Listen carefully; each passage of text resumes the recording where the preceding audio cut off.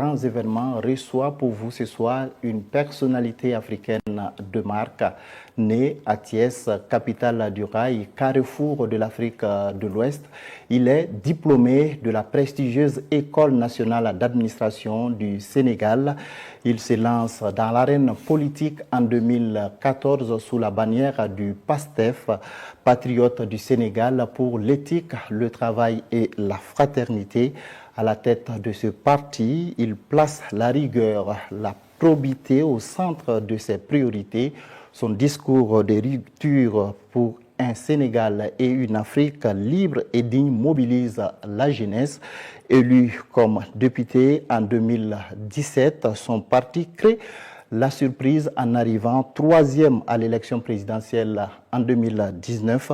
Il est empêché d'être candidat à l'élection présidentielle de 2024, mais le PASTEF, sous sa houlette, remporte le scrutin présidentiel dès le premier tour. Bassirou Diomaye Faye est élu président de la République du Sénégal et le nomme comme Premier ministre. Vous l'aurez deviné, nous recevons ce soir son Excellence Ousmane Sonko, Premier ministre du Sénégal. Bonsoir, Monsieur le Premier ministre. Bonsoir, M. Aboubakar. Alors, vous êtes à Ouagadougou donc, pour l'inauguration du mausolée de Thomas Sankara. Alors déjà, comment est-ce que vous appréciez donc l'érection de ce mausolée en mémoire du père de la Révolution d'août 83? Merci. Vous me permettrez d'abord de réitérer toute la satisfaction qui est la mienne d'être aujourd'hui en terre du Faso, qui est un peuple et un pays que j'ai toujours admiré, et remercier toutes les autorités pour le chaleureux accueil qu'on a eu depuis ce matin, depuis l'aéroport jusqu'à la réception avec le président du Faso, et toute l'attention dont on a bénéficié depuis ce matin.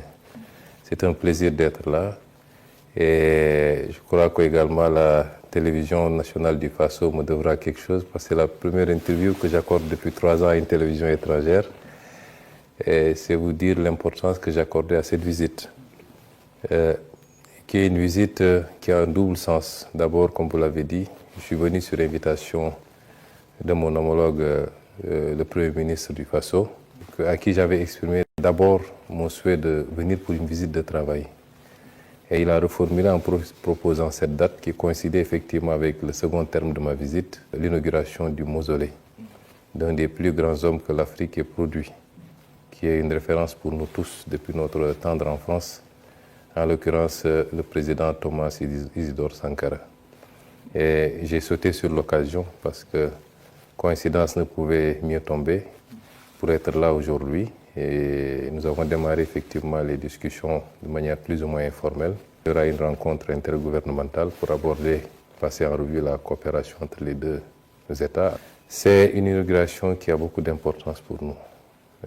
Tous ceux qui m'ont suivi depuis des années ont entendu la référence régulière que j'ai faite à Thomas Sankara dans mes discours, dans mes écrits également. Ce n'est pas de la démagogie. Je considère que c'est un homme qui a beaucoup apporté à l'Afrique, qui certainement était peut-être un peu en avance sur son temps, mais qui aujourd'hui continue de nous inspirer dans la double dimension de son combat, dimension de souveraineté, de patriotisme, c'est extrêmement important, mais dimension également d'une gestion rigoureuse et sérieuse de l'État, sobre, pour être au service des populations. Et c'est pourquoi c'est important pour moi d'être aujourd'hui ici et de représenter à travers moi son Excellence le Président de la République, Bassirou Diomaye Faye, mais également tout le peuple sénégalais. D'accord, justement, que représente le président Thomas Sankara pour vous?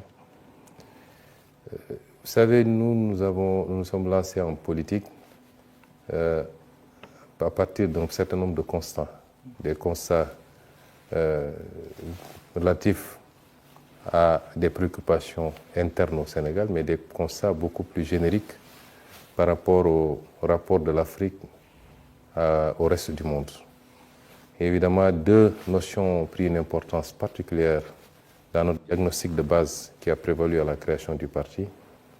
La notion de patriotisme, qui interpelle le Sénégal en tant que peuple, en tant que nation, en tant qu'État, et la notion de souveraineté qui renvoie au panafricanisme dans sa dimension la plus fluide.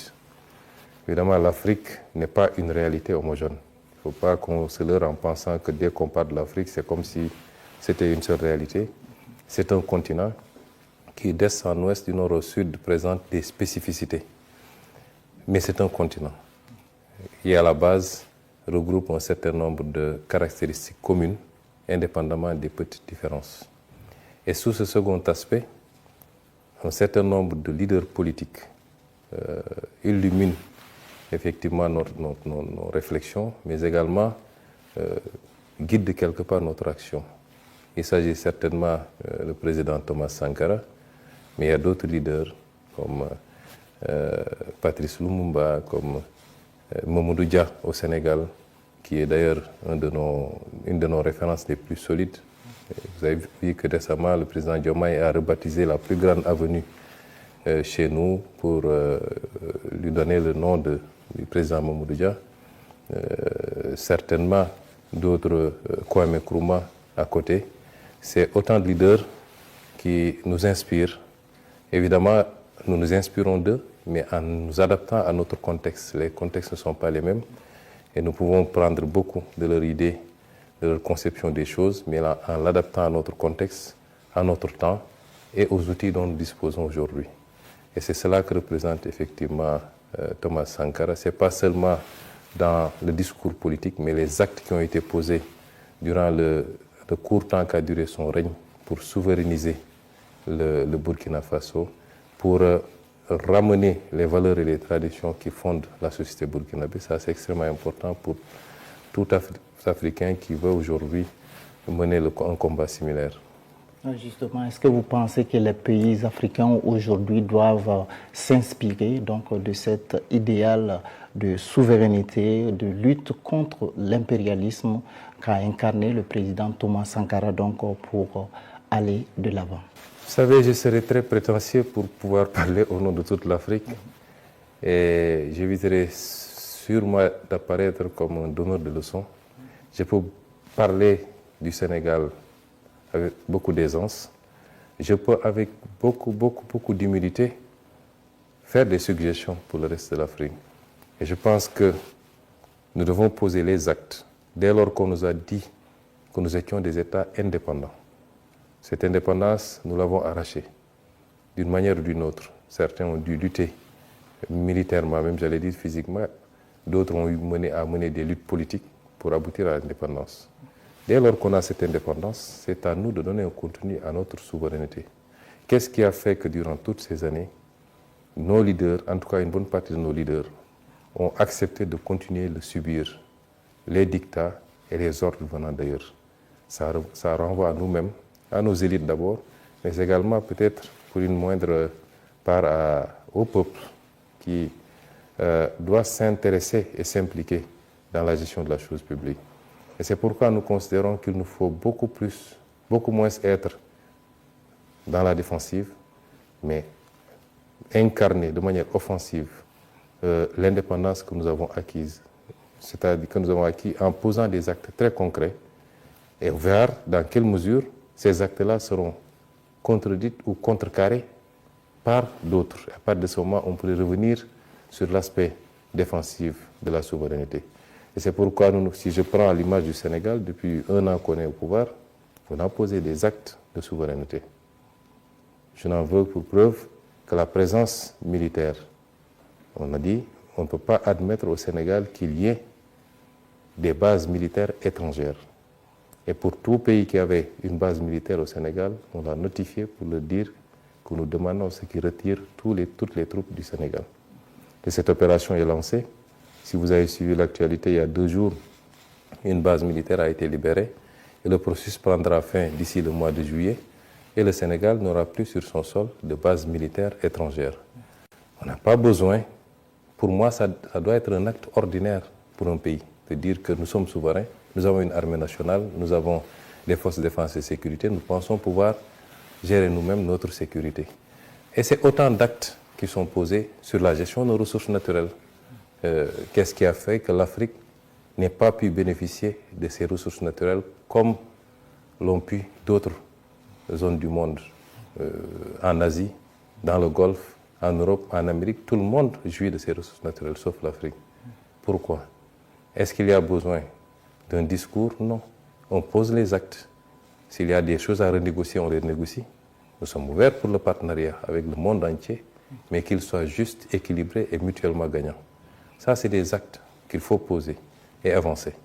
Et je pense que nous nous inscrivons, nous, dans cette dynamique et nous souhaitons que ça puisse être le cas de tous les pays africains parce que le continent doit prendre son destin en main maintenant et de manière souveraine, de manière assumée, mais en comptant d'abord et essentiellement sur lui-même.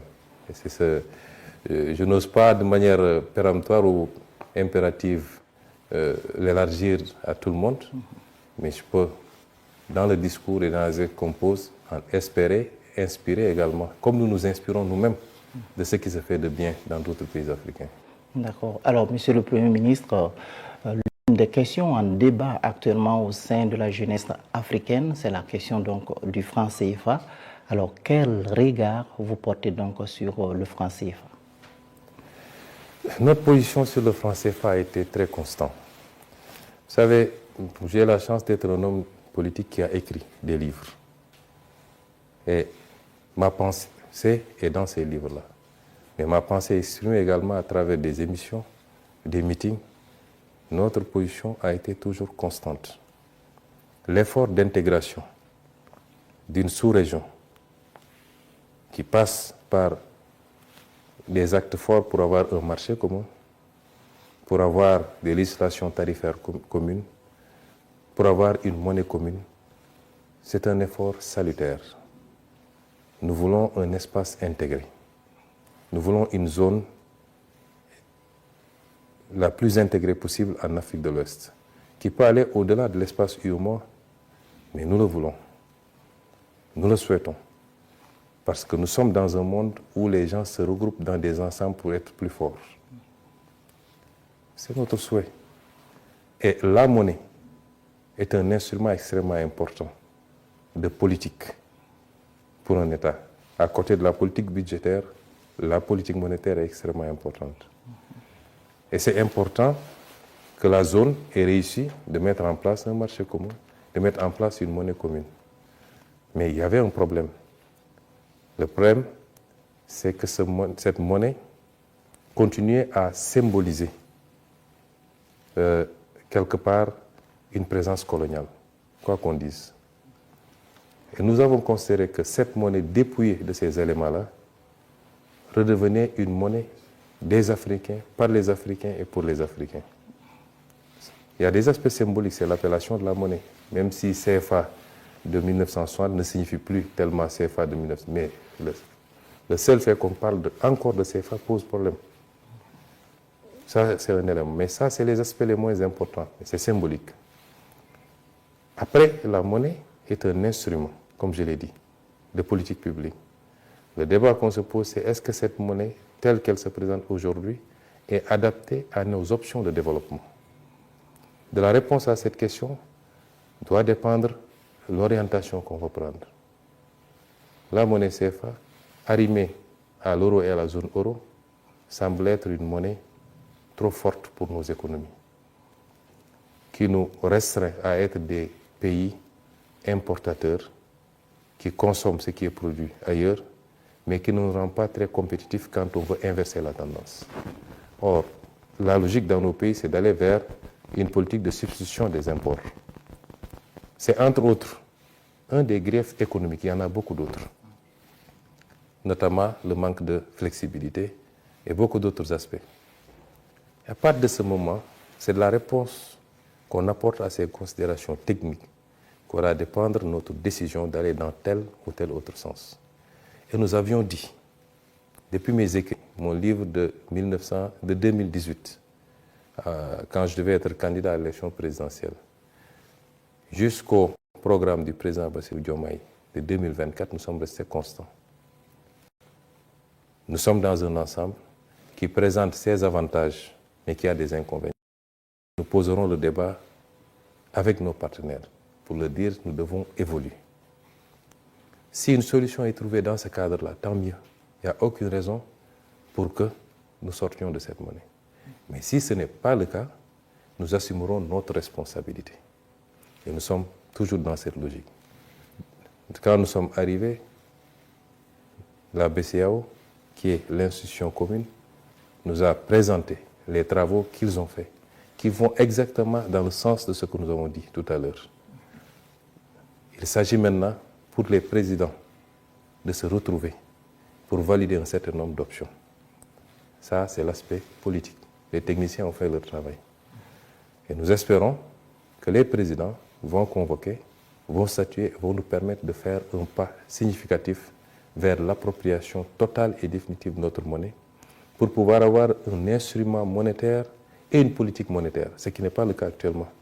C'est pourquoi nous sommes toujours obligés de nous recentrer sur nos politiques budgétaires avec les tensions que nous vivons. C'est ça notre position, nous restons constants. Il y a beaucoup d'amalgames qui se font, oui, c'est eux qui avaient dit qu'ils sortiraient. Un État se gère de manière responsable. Et nous sommes avant tout des panafricanistes. Tout ce qu'on peut faire pour rester dans la cohésion, nous le ferons.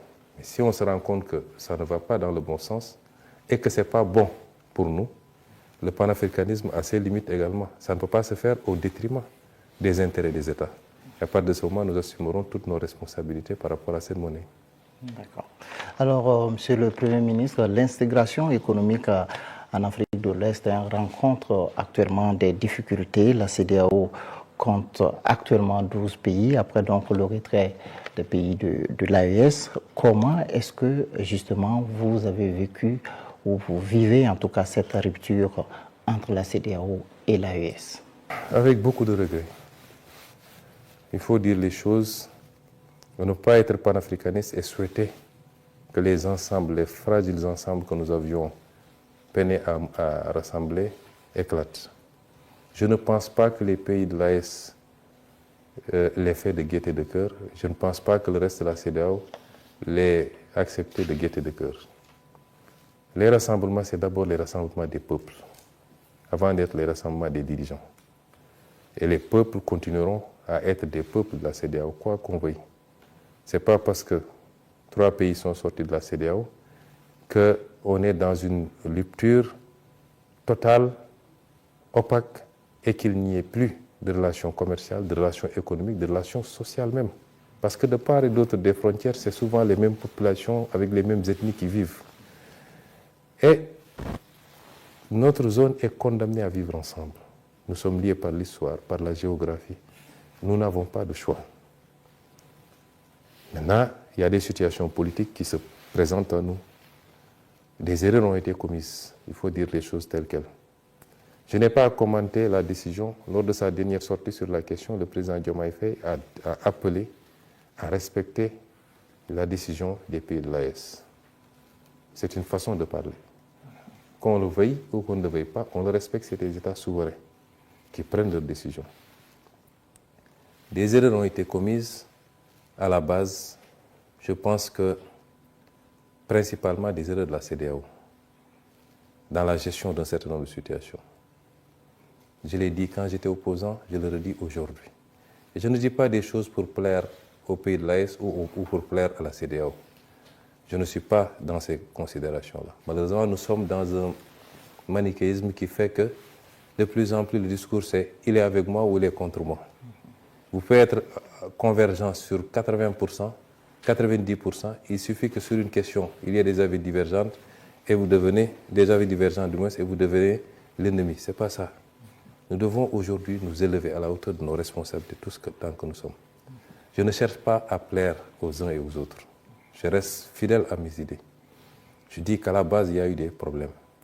Quand il y a eu la prise de pouvoir au Mali, j'ai été le premier à faire un message de soutien absolu. Ce fut le cas ici, au Burkina Faso. Quand il y a eu la prise de pouvoir au Niger, j'étais en détention. Mais j'ai réussi à faire passer un texte sur ma page Facebook, non seulement pour apporter mon soutien, mais pour m'inscrire en faux par rapport aux menaces de la CEDEAO de l'époque d'intervenir militairement. C'est des choses qu'on ne peut pas comprendre. L'embargo qui a été fait contre le Mali, c'est inacceptable. Et un pays comme le Sénégal n'aurait jamais dû, en tout cas si nous étions au pouvoir, nous n'aurions jamais accepté cela. On ne règle pas ces problèmes-là de cette manière. On ne peut pas choisir d'aller intervenir militairement dans un pays alors qu'on ne l'a pas suffisamment aidé à faire face à ces problèmes d'insécurité. Et une organisation doit se doter de règles qu'elle peut faire respecter pour tout le monde. Est-ce que si aujourd'hui la même situation se posait au Nigeria, la CEDEAO allait menacer d'aller intervenir militairement? Pourtant, tous les pays membres de la CEDEAO sont des pays d'égale dignité. Et beaucoup d'erreurs ont été commises. Et nous l'avons dénoncé, nous, quand on était opposants, et nous continuons à le dénoncer. Mais malgré tout, les problèmes familiaux se règlent en famille. Des gens ont eu des problèmes beaucoup plus profonds. Des gens se sont menés des guerres qui sont devenues des guerres mondiales, avec des dizaines de millions de morts. Et aujourd'hui, ils sont dans les espaces intégrés pour faire face au reste du monde.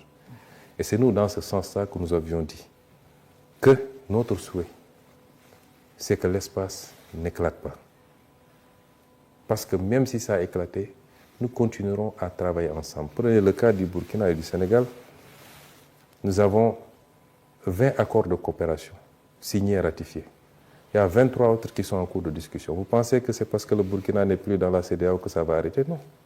Nous allons continuer et même peut-être accroître la coopération. Les espaces sont des espaces politiques, des cadres politiques. Mais ce qui va se passer entre les États et les peuples va continuer.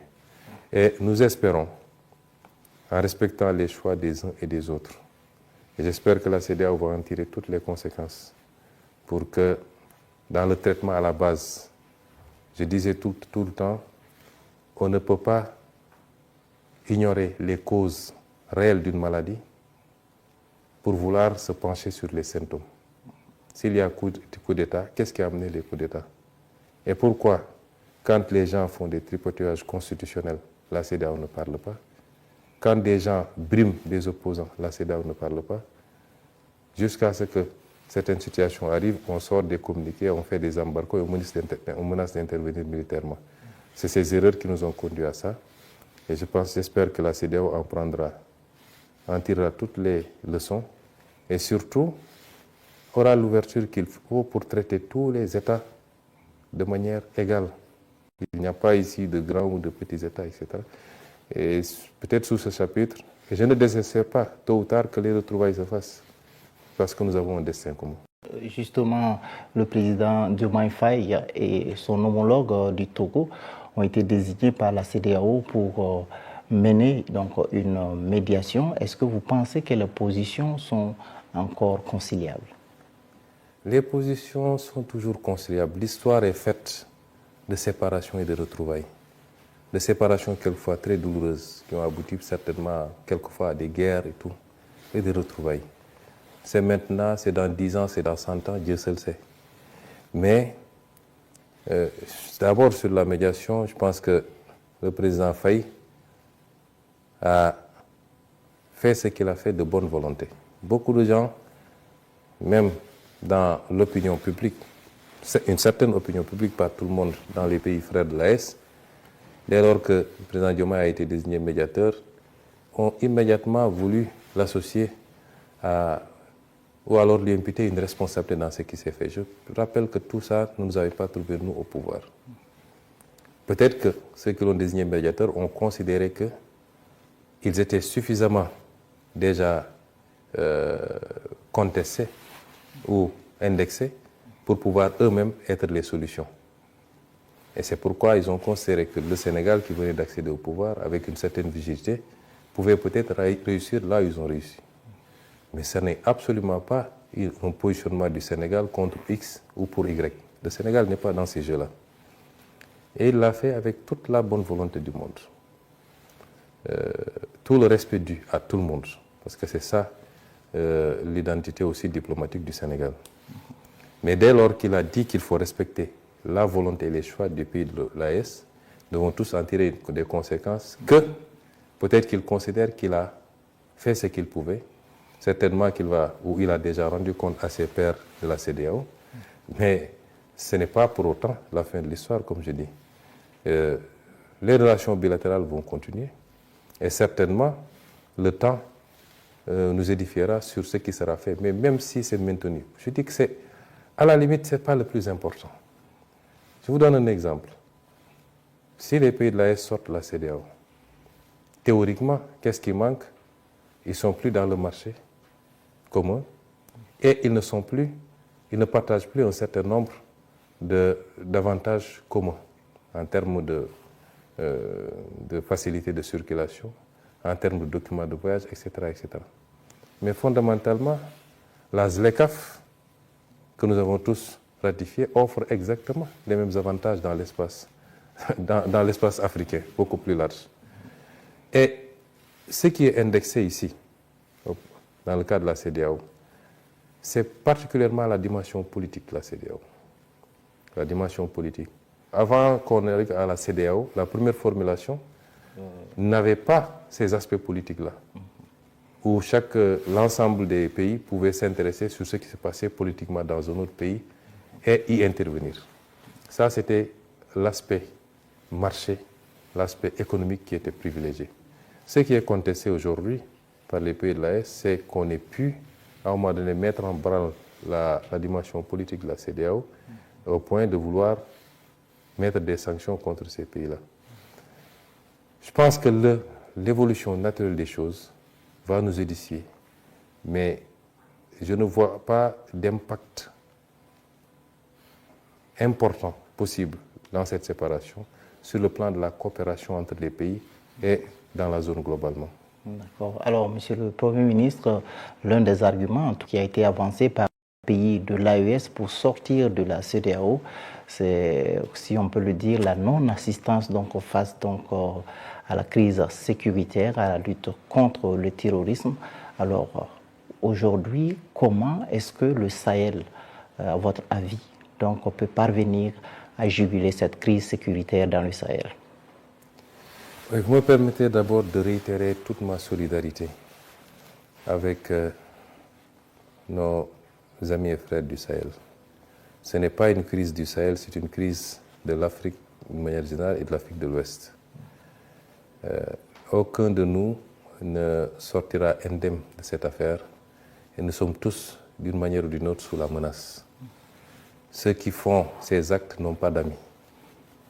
Et la preuve, je crois qu'ils ont pu être à l'aise dans certains pays il y a quelques années et aujourd'hui ils attaquent ces mêmes pays. Nous ne devons pas nous cacher derrière notre petit droit en pensant que dès lors que je suis plus ou moins au chaud, j'échappe à cette menace. Apporter toute ma solidarité à tous les pays du Sahel et tous les pays frappés de ce terrorisme. Je crois que le Nigeria le vit depuis pas mal de temps avec un mouvement interne, beaucoup d'autres pays, et même de plus en plus des pays comme le Bénin, le Togo, et ainsi de suite. Le Sénégal est menacé également par ce phénomène. Peut-être que pour le moment, c'est plus difficile, mais je sais que dans la stratégie de ces groupes, aucun pays ne doit penser être épargné. Féliciter également et rendre hommage au peuple burkinabé pour sa résilience, parce que ce n'est pas évident de faire face à une menace asymétrique. La difficulté, c'est qu'on n'est pas en face d'armées conventionnelles pour pouvoir mener une guerre conventionnelle que nos armées classiques connaissaient. Nous sommes face à une menace asymétrique extrêmement difficile qui commande qu'on se réinvente tout le temps en privilégiant d'autres méthodes d'anticipation. Présenter aussi nos condoléances pour toutes les vies humaines perdues. C'est douloureux. Vies humaines civiles comme militaires, c'est douloureux. Ceci dit, je crois qu'il y avait des initiatives. Elles ont été trop lentes. La réactivité qu'il y a eu par rapport aux crises politiques n'est pas la même quand même que pour faire face à ce fléau. Ça, il faut le reconnaître. Je crois qu'il y avait la force d'intervention en attente que la CEDEAO a mis en place avec un certain nombre d'éléments, également des dotations en matériel, des cotisations budgétaires pour pouvoir faire face. Et je crois que cette force en attente est toujours en attente et veut intervenir. Est-ce que ça a été lent? Je le crois, oui. Parce que quand il y a un problème politique dans un pays, la CEDEAO réagit rapidement. Sauf que dans le cas de mon pays, le Sénégal, la CEDEAO, on ne l'a pas entendu. Quand nous-mêmes, on était martyrisés, et j'étais en prison, on a vécu beaucoup de choses, on n'a pas entendu la CEDEAO. Je crois que c'est quand il y a peut-être des coups d'État qu'elle réagit rapidement. Mais ceci dit, pour moi, il n'est jamais trop tard, même dans la configuration actuelle, qu'il y ait l'AES à côté, le reste de la CEDEAO. Mais des pays de la CEDEAO sont frappés aujourd'hui par le terrorisme. Le terrorisme ne connaît pas de frontières. Il ne connaît pas de pays. Il ne connaît pas d'entité AES ou d'entité CEDEAO. Il frappe partout où il peut frapper. Donc, voilà un terrain de coopération entre l'AES et le reste de la CEDEAO qu'il faut continuer à implémenter, mais faudrait-il que les partis se retrouvent et continuent à se parler. Ce n'est pas la fin du monde que 3 pays aient décidé de s'organiser en confédération, mais ils sont des pays frontaliers à des pays de la CEDEAO. Il faut que les discussions reprennent, qu'on se retrouve autour des questions sécuritaires. Je dis que l'Afrique a 2 problèmes qui se manifestent de manière différente selon les pays. C'est le problème sécuritaire et c'est le problème économique. Dans le cas du Burkina, la difficulté, c'est qu'il faut allier l'impératif du sursaut économique, et je salue tout ce qui est en train d'être fait sur le plan de la révolution agricole, etc., mais l'allier à faire face également à cette menace, ce qui est très difficile. Et je pense que les pays africains, de manière générale, mais la zone CEDEAO, doit s'organiser pour faire face. Je rappelle que les gens oublient que le plus vieux contentieux militaire de l'Afrique même se trouve chez nous, en Casamance, qui est ma terre natale. Pendant des décennies, on a vécu cette situation. Elle n'est pas totalement éteinte, mais nous sommes en train de faire le nécessaire. On a vécu cette situation. On n'a pas eu d'assistance. On n'a pas eu une collaboration qui permettait de faire face. Ça a été très douloureux et très dur pour le Sénégal. C'est pourquoi je comprends aujourd'hui ce que certains pays vivent. Encore que là-bas, c'est moins grave, parce que c'était une revendication localisée. Or, ce à quoi vous faites face n'est pas localisé. Ça n'a pas de territoire. Et à partir de ce moment, je conviens avec vous que les autorités de la CEDEAO doivent aujourd'hui se retrouver autour de ces questions essentielles, avec celle de l'AES, et qu'on dise qu'est-ce qu'on peut faire ensemble pour juguler ce phénomène. D'accord. Alors, on va parler peut-être de la coopération entre le Sénégal et la France, parce que nous tirons donc vers la fin de cet entretien. Alors, quel est l'état de cette coopération aujourd'hui? Elle est comme toutes les autres coopérations. Il n'y a pas d'exception ou de spécificité. Je ne vais pas trop développer parce que je ne suis pas là pour parler de la France, en ce sens que ce serait peut-être donner ce que vous ne voulez pas, c'est ce qu'on va faire, donner un peu de relief à une collaboration par rapport à beaucoup d'autres. Je crois que nous avons dépassé cette étape où un pays, quelle que soit l'histoire qui a pu nous lier dans le passé, qui continue à nous lier, qu'un pays focalise toute notre attention. Nous considérons que la France est un partenaire comme tous les autres. Nous n'avons rien contre elle et nous posons des actes de souveraineté. Tous les jours que Dieu fait, nous posons des actes de souveraineté, non pas parce que nous voulons, nous avons des griefs contre tel ou tel, mais c'est comme ça que doit marcher un pays dès lors qu'il se dit pays indépendant. Je vous ai parlé tout à l'heure de l'exemple des bases militaires qui sont particulièrement françaises en l'occurrence, parce que c'est le seul pays qui disposait de bases militaires. Ceci dit, en dehors de ces considérations, nous avons des relations avec la France, comme nous en avons avec le Burkina, avec le Mali, avec les États-Unis, avec la Chine. C'est des relations normales, ordinaires. Nous n'avons pas peut-être les mêmes développements entre le Sénégal et la France que ceux qu'il y a eu entre le Burkina et la France ou un autre pays avec la France. Et c'est là où chaque pays doit s'adapter par rapport à son histoire passée, mais surtout présente. Et nous reconnaissons à chaque pays le droit de faire ses choix. il est impératif, parce que là je m'adresse à une certaine opinion africaine, parce qu'on se trompe souvent de combat. Il faut qu'on sorte d'une posture où c'est comme ça ou c'est rien. On a été suffisamment divisé pendant trop longtemps, et quelquefois sur des détails. Aujourd'hui, il est question de réunir tous les panafricains, tous les souverainistes, de les réunir autour du combat qui est celui de la libération de l'Afrique, de la réappropriation par l'Afrique de ses ressources naturelles, de tout son potentiel, de gagner les vrais combats qui sont les combats de la sécurité et le combat du développement économique et social.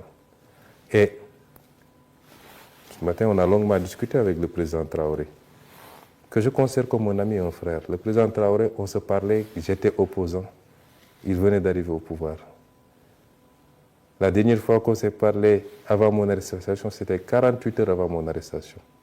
Donc, ce n'est pas d'aujourd'hui que datent nos relations. Et aujourd'hui, on a eu quand même la possibilité, en tête-à-tête, de beaucoup discuter. Et nous pouvons avoir des points de convergence forts, mais nous pouvons avoir quelques éléments sur lesquels, selon la spécificité des pays, les gens n'ont pas les mêmes positions.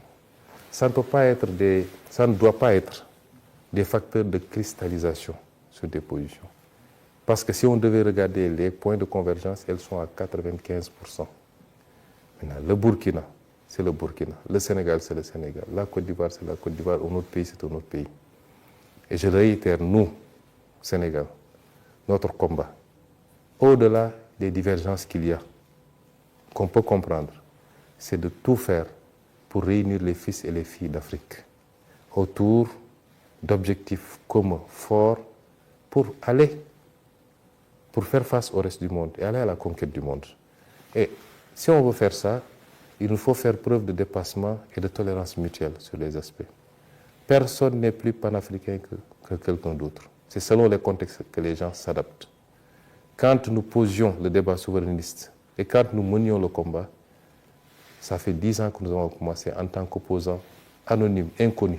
Il y a 10 ans, vous aurez parlé de Sonko au Burkina, les gens vous diront, est-ce que ce n'est pas un Burkinabé, est-ce que ce n'est pas un Zongo qu'on a transformé en Sonko là-bas?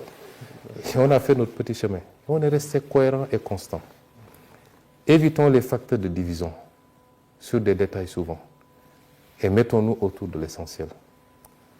Ce n'est pas parce qu'on est arrivé au pouvoir de manière démocratique qu'on n'est pas un révolutionnaire. Ce n'est pas parce qu'on est arrivé au pouvoir par d'autres moyens qu'on est plus révolutionnaire que d'autres et vice-versa. Des gens ont été adulés, ils sont arrivés au pouvoir par les armes, ils ont été adulés parce qu'ils ont fait des résultats. Des gens sont arrivés par les urnes, ils ont été renversés parce qu'ils n'ont pas fait de résultats. Le plus important, c'est notre rapport à nos peuples, notre capacité à nous mettre au service de nos peuples et de l'Afrique. Et c'est important. Souvent, on apprécie sur ces détails. Le Burkina est une patrie pour moi. J'ai toujours eu beaucoup d'admiration pour le Burkina. Quand je fais des divertissements, c'est les films burkinabés que je regarde, le curé, l'Adi et autres, parce que c'est ça mon divertissement, moi. Et j'apprécie beaucoup le peuple burkinabé pour sa correction, son éducation, son originalité, rester le même peuple.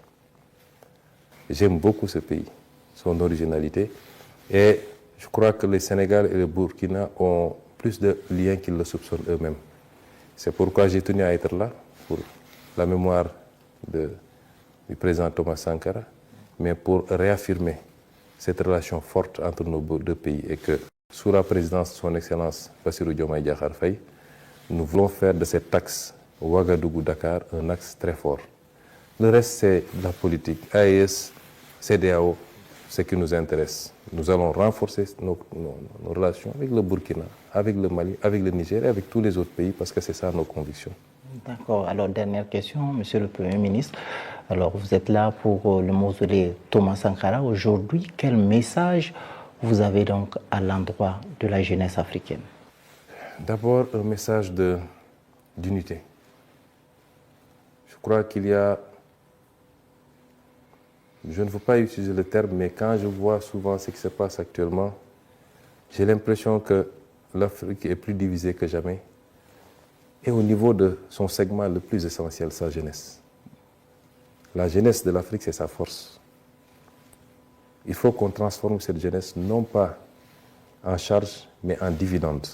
Le dividende démographique. Cette jeunesse doit être à la pointe du combat panafricain, du combat de l'unité. Le panafricanisme ne veut pas dire qu'un jour ou l'autre, on sera un seul pays. Non. Mais c'est de faire de ce continent un espace libre, cohérent pour tout Africain. Et de le hisser au niveau qui doit être le sien. Parce que j'ai tendance à dire que le XXIe siècle doit être africain. C'est notre siècle. C'est le seul continent qui a encore des marges extrêmement importantes. La Chine, sur ces 30 dernières années, a été le moteur de la croissance mondiale. Elle s'essouffle. Ça doit être maintenant le tour de l'Afrique. Évidemment, il nous faut régler la question de la sécurité, je suis d'accord avec vous. Mais il nous faut beaucoup parler à notre jeunesse. Qu'on ne se trompe pas d'ennemis. L'adversité qu'il y a quelquefois entre les êtres, même pour une petite compétition de football, c'est comme si c'est la guerre mondiale entre nos jeunes. Je pense qu'il faut aujourd'hui que notre jeunesse comprenne qu'elle doit être le fer de lance de cette unité. Il peut y avoir des problèmes politiques entre les dirigeants politiques, mais ce n'est pas entre les peuples. Aucun peuple africain ne est un autre peuple africain. Et souvent, au sein d'un même peuple, les actes posés par les gouvernants sont désapprouvés. Certains vont même jusqu'à faire des manifestations pour soutenir X ou Y. C'est un message d'unité, un message de dépassement. Qu'on sache que aucun de nos pays ne peut aller sans l'autre. C'est illusoire. Soit, quand même, un pays peut se développer s'il est bien géré, s'il est stable et s'il fait le nécessaire, il peut se développer. Mais il ne sera jamais une puissance. Parce que pour être une puissance, il faut un territoire, il faut une population. Si je dis territoire, c'est un territoire vaste. La zone Afrique de l'Ouest fait 6 500 000 km². Moins que la Chine, qui a 8 900 000, moins que les États-Unis, qui a 9 millions presque. Il faut une population. Le Burkina fait 25 millions ou 27 millions d'habitants. Le Sénégal en fait 18, ce n'est pas des marchés. La Chine fait 1,3 milliard, c'est pourquoi elle peut résister même aux attaques qu'elle subit. Nous avons ce destin commun, il faut qu'on le comprenne. Et ne pas jeter de l'huile sur le feu. Mon souhait, c'est que tout le monde se parle, qu'on essaie de dépasser cette situation et qu'on s'entraide mutuellement. Là où le Sénégal a des problèmes que le Burkina n'a pas, que le Burkina puisse être là et vice-versa. C'est ce message que là, je rends à la jeunesse, mais évidemment, il faut que l'élite politique soit à la hauteur également. Il faut que l'élite politique soit à la hauteur et sorte de ces conflits qui ne servent à rien. Sorte de... L'Afrique est attaquée en réalité. On a parlé tantôt de terrorisme. Mais, M. Aboubakar, d'où proviennent les armes que ces gens-là utilisent? Vous savez ce que coûte un drone? Vous savez ce que coûte même une Kalachnikov? D'où proviennent ces armes-là? Il y a des gens qui leur donnent ces armes. Mais en le faisant, ils n'attaquent pas le Burkina, ils attaquent toute l'Afrique. Et c'est une réponse commune qu'il nous faut face à ces phénomènes-là. Et nous devons mobiliser toutes nos populations, à commencer par la jeunesse, et que les élites politiques soient à la hauteur, et elles également, parce que c'est un gros problème. Et qu'on parvienne à identifier, je le réitère et c'est là où je vais chuter, les deux enjeux fondamentaux, la sécurité et le développement économique. Malheureusement, on perd beaucoup de temps sur le débat politique. Merci, Monsieur le Premier ministre, de nous avoir accordé cette interview. Tout le plaisir donc était pour nous. Madame, Monsieur, merci d'avoir suivi cet entretien que nous a accordé le Premier ministre du Sénégal, Ousmane Sonko. Restez en compagnie des programmes de la RTB.